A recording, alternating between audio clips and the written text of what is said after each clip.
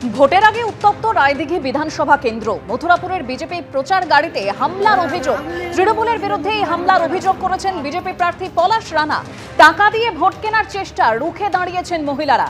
বিজেপির বিরুদ্ধে পাল্টা অভিযোগ তৃণমূল সাংসদ বাপি হালদারের।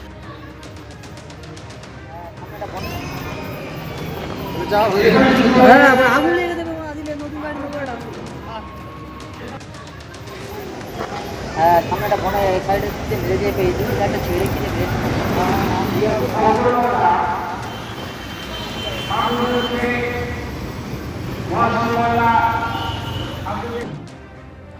পরের খবরে আসবো। পশ্চিম এশিয়ায় যুদ্ধ, আগামীকাল মুখ্যমন্ত্রীদের সঙ্গে বৈঠক করতে চলেছেন নরেন্দ্র মোদী।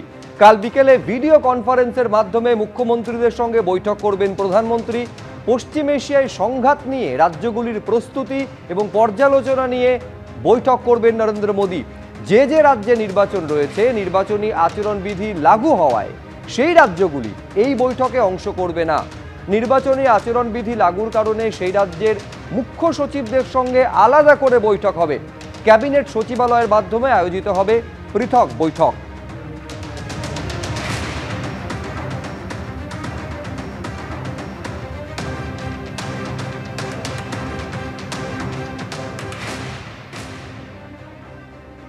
আর মমতা বন্দ্যোপাধ্যায় তিনি বিজেপিকে আক্রমণ করে বলছেন যে পেট্রোলের দাম বাড়িয়েছেন, লকডাউন করবে ভাবছে কিনা জানি না, লকডাউন করে মানুষকে গৃহবন্দী করবেন। কি বলেছেন মমতা বন্দ্যোপাধ্যায় শুনুন। পেট্রোলের দাম বাড়িয়েছে, আবার অ্যালার্ট করেছে। ওনাদের অ্যালার্ট করার মানে তো আমি বুঝি। লকডাউন টকডাউন করবে কিনা ভাবছে কিনা জানি না, করলে করবে। লকডাউন করে মানুষকে ঘরবন্দি করে রাখবেন, মানুষকে ঘরবন্দি করবেন, মানুষকে নোটবন্দি করবেন, মানুষকে ভোটবন্দি করবেন, মানুষের নাম কেটে দেবেন। জেনে রাখবেন, কোভিডের সময় লকডাউন ছিল। আমরা 21 সালে কোভিডের মধ্যে যদি লড়াই করতে পারি, যে কোনো পরিস্থিতির মোকাবিলা করে লড়াই করবার জন্য আমরা রাজি আছি। ভোটের আগে বাঘাযতীনের পূর্ব ফুলবাগান এলাকায় শুটআউট, গুলিতে এক তৃণমূল কর্মীর মৃত্যু। গুলিতে মৃত্যু তৃণমূল কর্মী রাহুল দে। বাঘাযতীনের এক বহুতলের ছাদে অন্তত 3 রাউন্ড গুলি চলার খবর। সরাসরি আমাদের প্রতিনিধি আবির দত্ত আমাদের সঙ্গে রয়েছেন। আবির, বিধানসভা নির্বাচনের আর বেশি দেরি নেই এবং তার আগে এরকম বাঘাযতীনের মতো জায়গায় এরকম একটা শুটআউটের ঘটনা ঘটলো, এক তৃণমূল কর্মীর মৃত্যু হলো এবং সব থেকে বড় কথা, এই ঘটনায় যার বিরুদ্ধে অভিযোগ করছে তিনিও একজন তৃণমূল কর্মী। দেখো একেবারে, এবং দুটো প্রশ্ন যেটা এলাকার প্রত্যেকটা বাসিন্দারা করছেন, সেটা হচ্ছে বহিরাগতরা কেন এলাকায় ঢুকলো, এবং দ্বিতীয়ত আগ্নেয়াস্ত্র এলো কোথা থেকে। এবং যে আহত হয়েছে তার অভিযোগের ভিত্তিতে 4 জন গ্রেপ্তার হলেও এই 4 জন যার মৃত্যু হয়েছে এবং যে আহত হয়েছে প্রত্যেকের বিরুদ্ধেই একাধিক ক্রিমিনাল অ্যাক্টিভিটিসের অভিযোগ ছিল। এই ব্যক্তিরা কিভাবে তাদের এত দাপট, 7টা ঠেক গড়িয়া অঞ্চলে, সেখান থেকে তাদের সে ঝামেলার সূত্রপাত সেটা এসে পড়লো এই পাটুলিতে। এবং এই ঘটনার পর আমরা দেখেছি যে সিপিএম প্রার্থী যাদবপুর কেন্দ্রের বিকাশ রঞ্জন ভট্টাচার্য তিনি আসেন এবং তিনি এসে কিন্তু স্পষ্টত বললেন যে পুলিশের যোগ রয়েছে, পুলিশের মদত ছাড়া এদের বাড়বাড়ন্ত হতে পারে না। দ্বিতীয়ত আমরা দেখলাম যে তৃণমূল প্রার্থী দেবব্রত মজুমদার তিনি এসে যখন পৌঁছন, তখন তিনিও কিন্তু এই বহিরাগতরা কীভাবে আসছেন তা নিয়ে শঙ্কিত, এবং তিনিও স্পষ্টত পুলিশকে ফোন করে কিন্তু তিনি বললেন যাতে বহিরাগতরা না ঢোকে সেই বিষয়টা নিশ্চিত করতে হবে। এবং সাধারণ মানুষ তাকে জানালেন যে শান্ত অঞ্চল, সেই জায়গাতে এই ধরনের ঘটনায় সিসি ক্যামেরা লাগানো হোক। অর্থাৎ দফায় দফায় কিন্তু একটা উত্তেজনার পরিস্থিতি এখানে যে তৈরি হয়েছে গতকাল থেকে, রাজনৈতিক তরজার জায়গাও তৈরি হয়েছে। কিন্তু আজকে যেটা দেখা যাচ্ছে যে গতকালে রাত্রিবেলা যে ঘটনা ঘটেছে, সেই ঘটনায় আগ্নেয়াস্ত্র কমপক্ষে 2 থেকে 3 রাউন্ড গুলি চলেছে এবং সেই গুলিতে মৃত্যু হয়েছে এক ব্যক্তির এবং রাহুল দে নামে, এবং তার সঙ্গে যে আহত হয়েছে সেই আহত ব্যক্তি এবং তার সঙ্গে সঙ্গে রাহুল দে এবং তার সাথে যে 4 জনকে গ্রেপ্তার করা হয়েছে, প্রত্যেকের কিন্তু বিভিন্ন রকম ক্রিমিনাল অ্যাক্টিভিটিস রয়েছে। যে আহত হয়েছে লিখিত অভিযোগ করেছে এই ঘটনায়, সে কিন্তু পুলিশকে জানিয়েছে যে তারা মদ্যপান করছিল। হঠাৎ করে বাইরে থেকে কিছু যুবক আসে এবং তারপরে এই ঘটনা ঘটায়। প্রত্যক্ষদর্শীরা জানাচ্ছেন যে গুলি চলার পরে বাইরে ভাঙচুরের ঘটনাও ঘটেছে, কয়েকটি বাইক ফেলে পালায় অভিযুক্তরা এবং তার সঙ্গে সঙ্গে এই যে আহত হয়েছে যে ব্যক্তি তার বিরুদ্ধেও কিন্তু সরব হয় স্থানীয়রা এবং তারা জানান যে নেতা থেকে দাদা তাদের হাত মাথার উপরে থাকার জন্য দিনের পর দিন এখানে সে কিন্তু তোলাবাজি থেকে আরম্ভ করে একাধিক ক্রিমিনাল কাজ অ্যাক্টিভিটিস তার ছিল এবং এই ঘটনা শুধুমাত্র এখানেই সীমিত নয়। সিপিএম প্রার্থীর তরফ থেকে এটাও অভিযোগ করা হয়েছে যে এই ধরনের লোকেরাই দিনের পর দিন যখন নির্বাচন হয় তখন সাধারণ মানুষকে ভোট দিতে গিয়ে বাধা দেয়, এজেন্টদের মারধর থেকে আরম্ভ করে ভোটেও এদের সক্রিয় ভূমিকা থাকে। কেন তাদের এত দাপাদাপি, কোথা থেকে এলো আগ্নেয়াস্ত্র, সেই নিয়েই উঠছে প্রশ্ন।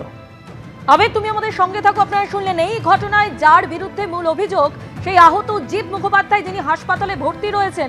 এর আগেও একাধিক অপরাধমূলক কাজের সঙ্গে সে যুক্ত ছিল, পুলিশ সূত্রে এমনটাই খবর। এই ঘটনার এক প্রত্যক্ষদর্শী কি বলছেন শুনুন। 12:30 কি 12:45 নাগাদ একটা মানে আওয়াজ হলো। তার আগে থেকে চিল্লামিল্লি হচ্ছিল, মানে সন্ধ্যার থেকে চিল্লামিল্লি হচ্ছিল একটু আধটু। তারপরে তো দেখলাম গুলি করেছে, খুব জোরে জোরে চিৎকার করছে। ওখান থেকে দেখছি হুড়মুড় হুড়মুড় করে বাইকের আওয়াজ, ওই জায়গাটা দাঁড়িয়ে কাঁচ ভাঙছে, বোতল ভাঙছে, বাইকটা ভাঙলো, বুলেটটা। কতজন তাও? প্রায় 6-7 জন, প্রত্যেকের হাতেই একটা না একটা কিছু রয়েছে। এবার এখান থেকে যাচ্ছে, হাতের মধ্যে কতগুলো, একজনের হাতের মধ্যে মানে লম্বা লম্বা লাঠির মতন কিছু একটা। আর তখন বলছে একজনকে এই গাড়িটা ভাঙ, গাড়িটা ভাঙ। যখন বলেছে গাড়িটা ভাঙ তখন ওখানে একটা পাথর পড়ে রয়েছে এত বড়, ওটা দিয়ে গাড়িটার পেছনে 3-4 আঘাত করেছে কিন্তু ভাঙেনি। তারপরে বলছে তাহলে আগুন জ্বালিয়ে দে। আমি তখন আমার হাজব্যান্ডকে ডেকেছি, যেহেতু আমাদের গাড়িটা এখানে থাকে। তার আগে গুলি করেছে, মানে অনেকগুলোই গুলির আওয়াজ হয়েছে। তাও মোটামুটি আমি যখন গুলির আওয়াজ ফার্স্ট একবার, সেকেন্ড, তারপরে ফটফট করে 3-4টে হয়েছে। প্রথমে ফার্স্টবার হয়েছে, তার 2-3 মিনিট পরে আরেকটা হয়েছে, তারপরে পরপর হয়েছে। জিতের বউ তখন ওখান থেকে চিৎকার করলো, উনি চিৎকার করার পরে ওরা গাড়িটার মধ্যে কিছু ধরায়নি। তারপরে একজন হেলমেট পরে গেল, দেখলাম মাথার মধ্যে একটা হোয়াইট কালারের হেলমেট, হেলমেটটা পুরো লাল, মানে অর্ধেক হোয়াইট অর্ধেক রেড, মানে ওটা দিয়ে কিছু একটা করেছে বোঝাই গেল। বাঘাযতীনের শুট আউট আর এই ঘটনায় 4 জনকে গ্রেপ্তার করেছে পুলিশ। ধৃতদের নাম দীপ রায়, বিধান বন্দ্যোপাধ্যায়, রাজা বণিক ও জয়ন্ত ঘোষ। ঘটনাস্থল থেকে বেশ কয়েকটি বাইকও বাজেয়াপ্ত করা হয়েছে। পুলিশ সূত্রে খবর, একাধিক অপরাধমূলক কাজের সঙ্গে আহত জিৎ মুখোপাধ্যায় জড়িত থাকার অভিযোগ। জিৎ মুখোপাধ্যায়ের বিরুদ্ধে একাধিক অভিযোগও জমা পড়েছিল থানায়, তাতে কোনো কাজ হয়নি বলে অভিযোগ। কিছুদিন আগে এলাকায় আগ্নেয়াস্ত্র নিয়ে দাপাদাপি করতে গেছে জিৎ মুখোপাধ্যায় এবং রাহুলকে, অভিযোগ বাসিন্দাদের। স্থানীয় কাউন্সিলরকে জানিয়েও লাভ হয়নি বলে দাবি স্থানীয়দের। পুলিশের প্রাথমিক অনুমান, টাকা পয়সার লেনদেন সংক্রান্ত কারণে খুন করা হয়ে থাকতে পারে রাহুল দেকে। তবে কি সিন্ডিকেট বিবাদে খুন তৃণমূল কর্মী? এই ঘটনায় সেই প্রশ্ন উঠছে।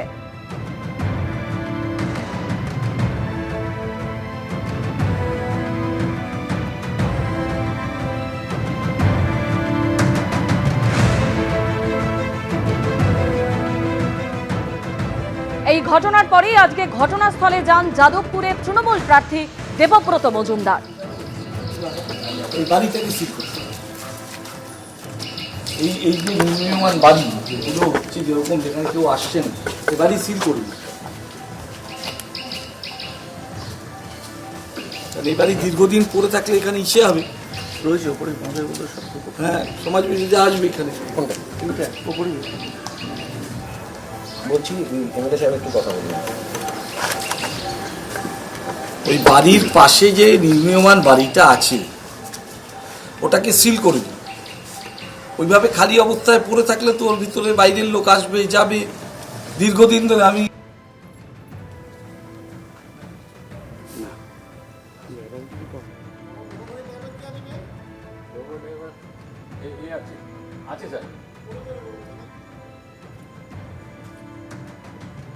এবিপি আনন্দ, এগিয়ে থাকে, এগিয়ে রাখে।